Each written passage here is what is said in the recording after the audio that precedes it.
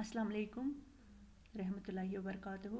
प्यारे बच्चों, जैसा कि आप जानते हैं कि हमने ये मज़मून उर्दू कहाँ पैदा हुई जो नज़ीर अहमद मलिक ने लिखा है स्कूल में पढ़ा, और आज हम यहाँ पर इसके कुछ सवालात डिस्कस करने की कोशिश करेंगे।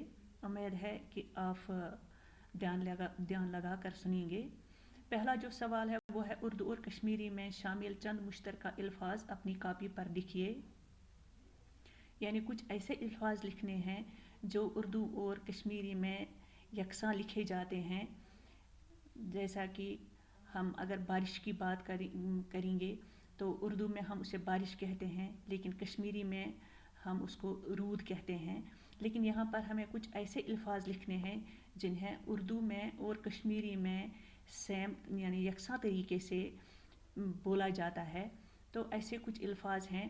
उर्दू और कश्मीरी में चंद मुश्तरका अल्फाज दर्जे झेल है, जैसे आब, समावार, फ़रन, सरपोश, किताब, नार, दाल। यानी ये वो अल्फाज हैं जिन्हें हम कश्मीरी में भी इसी तरह से बोलते हैं और उर्दू में भी।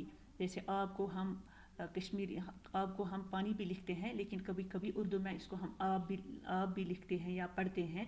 और समावार को कश्मीरी में भी समावार कहते हैं और उर्दू में भी इसी तरह से। फ़रन कश्मीरी में भी फ़रन लिखते हैं और उर्दू में भी। सरपोश उर्दू में भी सरपोश और कश्मीरी में भी इसी तरह से। किताब को उर्दू में भी किताब ही लिखते हैं या पढ़ते हैं और उर्दू में भी किताब ही। इसी तरह से नार कश्मीरी में भी इसको उर्दू में आग भी कहते हैं, लेकिन कभी कभी उर्दू में भी इसको नार लिखा जाता है और पढ़ा जाता है, और कश्मीरी में भी ऑलरेडी इसको नार ही लिखते हैं। इसी तरह से दाल कश्मीरी में भी दाल और उर्दू में भी दाल पढ़ा और लिखा जाता है। यह है पहला सवाल। और अब दूसरा सवाल है, सोच कर बताइए कि दर्जे झेल ज़ुबानें कहाँ बोली जाती हैं। जैसा कि हमने पढ़ा कि ये जो उर्दू जो है ये बरसगीर की वाहिद ज़ुबान है जो पूरे बरसगीर में बोली जाती है। इसके साथ साथ हमने ये भी पढ़ा कि बरसगीर के जो ये इलाके हैं यानी हिंदुस्तान, पाकिस्तान, बांग्लादेश, इसमें कुछ इलाकाई ज़ुबानें भी हैं।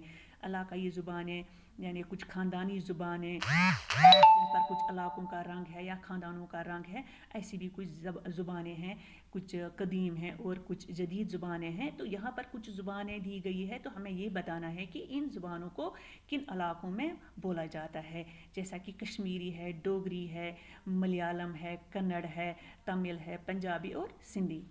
तो आइए हम देखते हैं कि इन ज़ुबानों को कहाँ पर बोला जाता है, किस किस इलाके में बोला जाता है। पहले जो यहाँ पर मैंने लिखा है कि ज़ुबान, एक तरफ से हम लिखेंगे कौन कौन सी ज़ुबान है, दूसरी तरफ से मैंने लिखा है कि ये ज़ुबानें कहाँ पर बोली जाती है, कौन सी ज़ुबान कहाँ पर बोली जाती है। जैसे कि कश्मीरी, हम सब जानते हैं कि कश्मीरी ज़ुबान जो है ये वादी कश्मीर में बोली जाती है। डोगरी जो है ये सूबे जम्मू में बोली जाती है।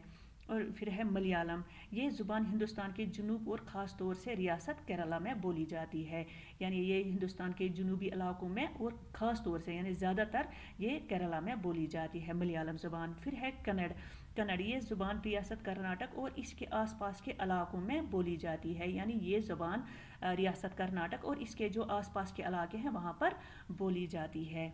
और फिर है तमिल जो है ये हिंदुस्तान के जुनूब में और ख़ास तौर से तमिलनाडु में बोली जाती है। ये ज़ुबान भी हिंदुस्तान के जुनूबी इलाकों में और ख़ास तौर से यानी ज़्यादातर ये ज़बान जो है ये तमिलनाडु की ज़ुबान है, यानी तमिलनाडु में बोली जाती है। फिर है पंजाबी जो है ये हिंदुस्तानी पंजाब और पाकिस्तानी पंजाब दोनों इलाकों में बोली जाती है। यानी पंजाब जो है हिंदुस्तान में भी पंजाब है और पाकिस्तान में भी, और दोनों इलाकों में हिंदुस्तानी पंजाब में भी और पाकिस्तानी पंजाब में ये जो पंजाबी ज़बान है बोली जाती है।